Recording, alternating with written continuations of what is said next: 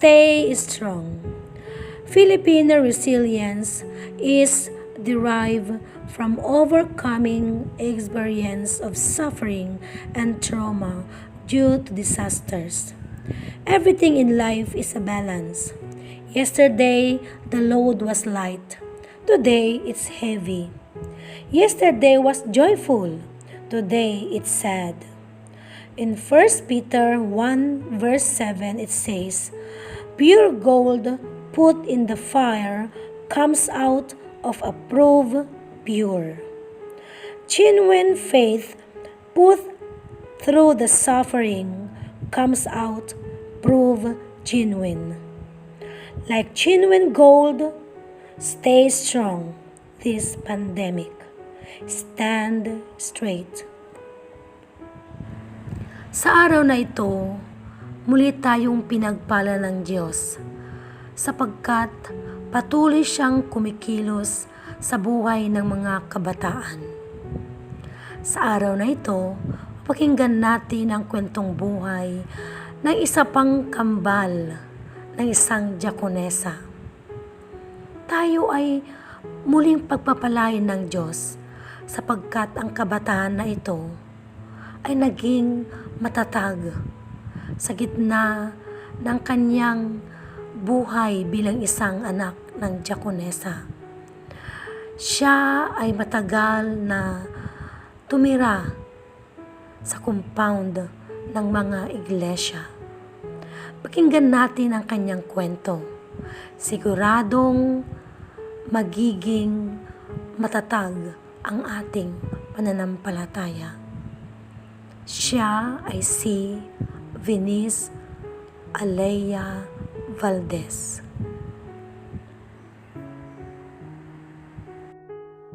Good day everyone, I am Venice Alea Valdez. I am one of the twin daughters of Deaconess Vivian Valdez. And for today, I will be sharing with you yung mga experiences ko, both highs and lows bilang anak ng isang diakonesa. Before everything, I would like to state that being a deaconess kid is a privilege and a gift.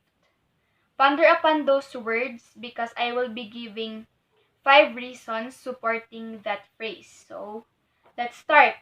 Number 1, nabigyan ako ng exposure sa ministry and sa kung paano talaga mag-work si God sa loob and labas ng church. Kumbaga, bata pa lamang ako ay natulungan ng mahubog ang aking faith kay God, and that is through my mama and her work. Number 2, I get to know a lot of people and gain a lot of friends. What I mean by this is that tuwing may mission or outreach is lagi kaming nasasama ng mga kapatid ko, thus improving my social skills. Kaya nga may sinasabi sila dati na kapag anak ka raw ng diakonesa, dapat hindi ka raw mahiyain. Which is true naman sa part ko, kasi natutuhan kong makipagkapwa dahil sa work ni mama at sa kung ano yung impact nito sa family namin.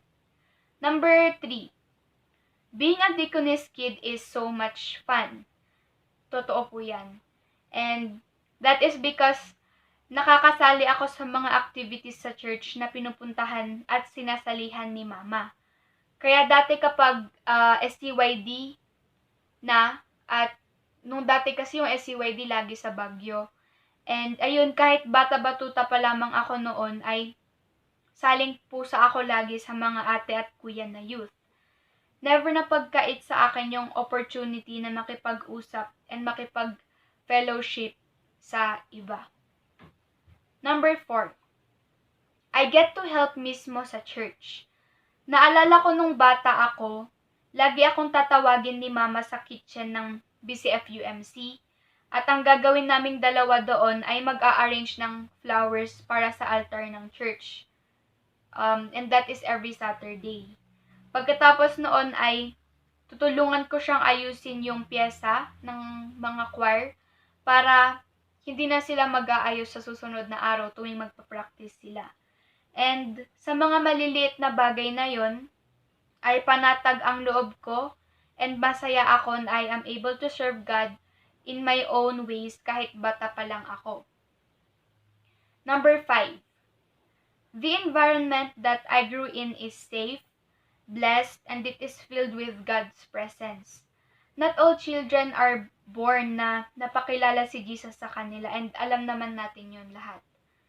And that is because siguro they don't have parents to teach them about the Lord. And in my case, at sa ibang case ng mga bata na anak ng diakonessa or pastor, I will always be grateful dahil ipinanganak ako bilang anak ng isang diakonessa. Dahil bata pa lamang ako ay may access na agad ako sa word ni God and kung sino talaga siya sa buhay ko. So, those are the 5 reasons why being a deaconess kid is a privilege and a gift. But of course, ang pagiging anak ng diakonessa ay hindi rin madali. Oo, masaya siya, pero nga, syempre, hindi may iwasan na may pagdadaanan kang problema. Kasi nga, bilang anak ng diakonessa, madami kang pagdadaanan na adjustments. So, yun. Number 1, kailangan alam mong mag-adapt sa changes, which is alam naman natin na ang pagiging anak ng diakonessa ay may kinalaman rin sa paglipat ng destino, house, church, and all. I remember crying and being sad noong kailangan na naming umakyat ng Baguio galing sa Villanueva Bautista UMC, which is my mom's home church. Doon kami lumaki and halos kapamilya namin lahat ng tao doon. Sobrang komportable and saya mo sa kung saan ka na, pero kailangan mo palang lumayo roon. I was so sad, but then I got over it and I accepted it. I didn't know how a child like me back then was able to understand the situation. But right now, I believe na si God yung nag-work sa aking puso at isipan at that time. Which is so amazing of Him kasi He was able to make me understand the situation. Ang bata-bata ko pa lang noon. And then, I remember nung oras na nakarating na kami dito sa Baguio, I was okay with it. And I loved Baguio. I loved the people. And yun, I loved the church. Yun nga, may purpose si God kung bakit kailangan niya tayong ilipat-lipat. Siguro dahil para mas ma-bless pa ako o kaya ako naman yung maka-bless ng ibang tao. So, yun, number 2 ay hindi ko lagi-laging nakakasama si mama.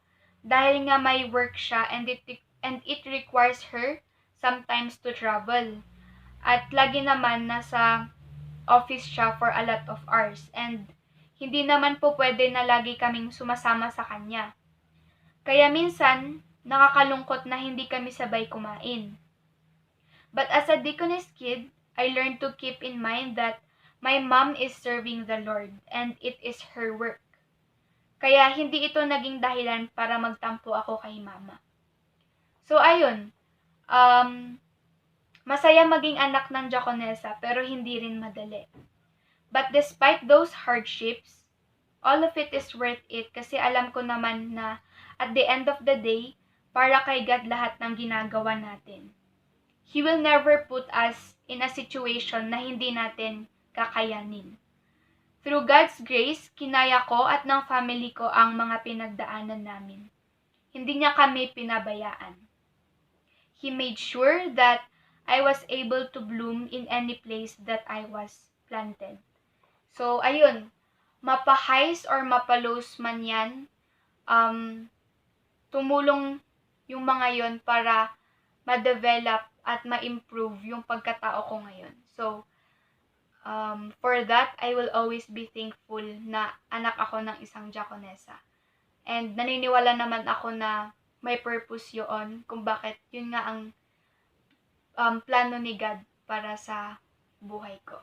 So, yun lang po. Thank you so much for listening sa aking story as a deaconess kid. Sana po ay na-bless kayo. Where do I go when there's no one else else to turn to? Who do I talk to? When no one wants to listen, who do I lean on? When there's no foundation stable, I go to the rock, I know He is able. I go to the rock, I go to the rock of my salvation. I go to the stone that the builders rejected. I run to the mountains and the mountain stands by me. When the earth around me is sinking sand, on Christ the solid rock I stand. When I need a shelter, when I need a friend, I go to the rock. Where do I go? Where do I go? When the storms of life are threatening, who do I turn to? When those winds of sorrow blow, is there a refuge? In the time of tribulation, I go to the rock, I know He is able. I go to the rock, I know He's the rock of my salvation. I know He's the stone that the builders rejected. I run to the mountains and the mountain stands by me. When the earth around me is sinking sand, on Christ the solid rock I stand. When I need a shelter, when I need a friend, I go to the rock. I know He's the rock of my salvation. I know He's the stone that the builders rejected. I run to the mountains and the mountain stands by me. When the earth around me is sinking sand, on Christ the solid rock I stand. When I need a shelter, when I need a friend, I go to the rock.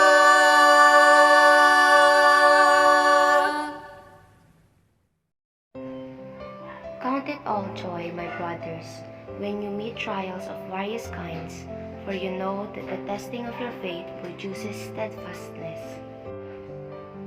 And let steadfastness have its full effect, that you may be perfect and complete, lacking in nothing.